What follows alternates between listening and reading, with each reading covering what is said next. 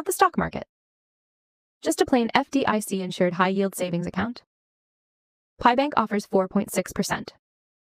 Marcus and Ally are around 3.3% to 3.65%. You've eliminated high-interest debt. Your emergency fund is in place. You now have $5,000 to $10,000 left.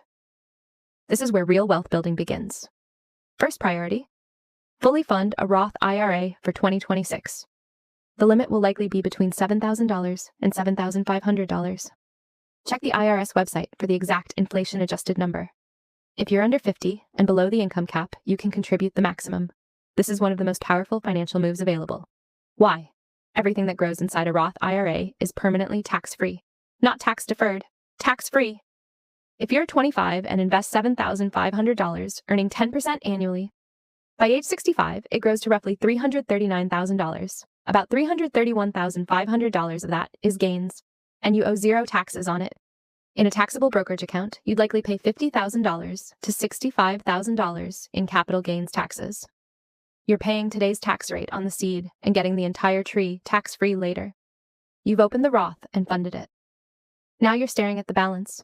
What do you buy? This is where people overcomplicate things, researching individual stocks, asking Reddit what's about to explode. Stop. Close Reddit. Inside the Roth, buy a broad index fund. VOO tracks the S&P 500 with a 0.03% expense ratio. VTI tracks the entire U.S. market, also at 0.03%. The S&P 500 has averaged about 10% per year over the past century. Over any rolling 20-year stretch, it has never delivered a negative real return. You don't need to analyze individual companies. You're not discovering the next Apple by reading earnings reports at midnight. The people who consistently beat the market either have structural advantages or inside information, and that's illegal. Everyone else is guessing. Buy the index. Let thousands of professionals running major companies focus on growing profits. Your job is simply not to interfere. If you want diversification, add 20% international exposure through something like VXUS. After maxing the Roth at $7,500, open a taxable brokerage account with Fidelity, Schwab, or Vanguard, and keep buying the same index funds. Set up automatic monthly contributions, whatever amount you can afford, and let it run. When you buy an index fund, you're not betting on a single company.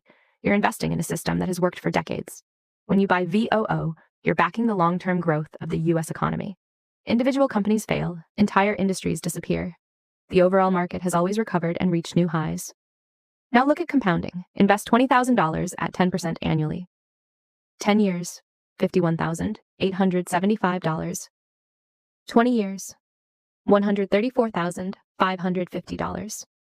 30 years, $348,988. You turn $20,000 into nearly $350,000 by leaving it alone. Now invest $20,000 and add $500 per month for 30 years at 10%. You end up with over $1.5 million. You contributed about $200,000. Your money generated roughly $1.3 million in growth, 6.5 times what you put in. Using the 4% rule, $1.5 million produces about $60,000 per year indefinitely without touching principal. That's a full income created by one disciplined decision, repeated monthly for 3 decades. While others worry about retirement, you're deciding whether to retire at 50 or 55. Now the cost of waiting. Invest $20,000 today for 30 years at 10%.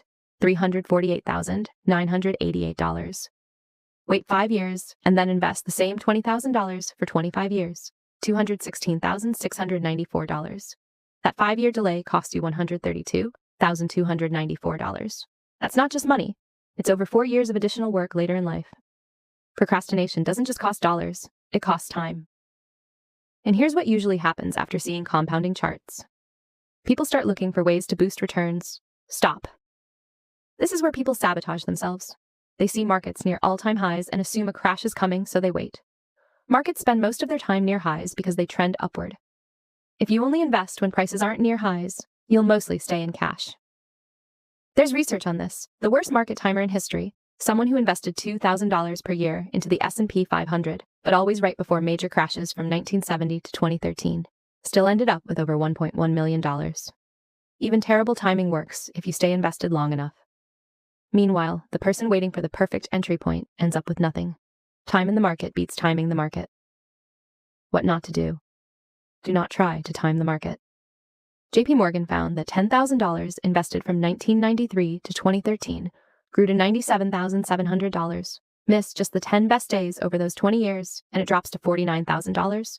Missing 10 days out of roughly 5,000 cut returns in half. And the best days usually happen right after the worst days, when everyone is scared. Do not day trade. Do not buy individual stocks unless you deeply understand the business and plan to hold long term. Around 90% of day traders lose money. The average active trader underperforms the index by about 6.5% per year. Do not invest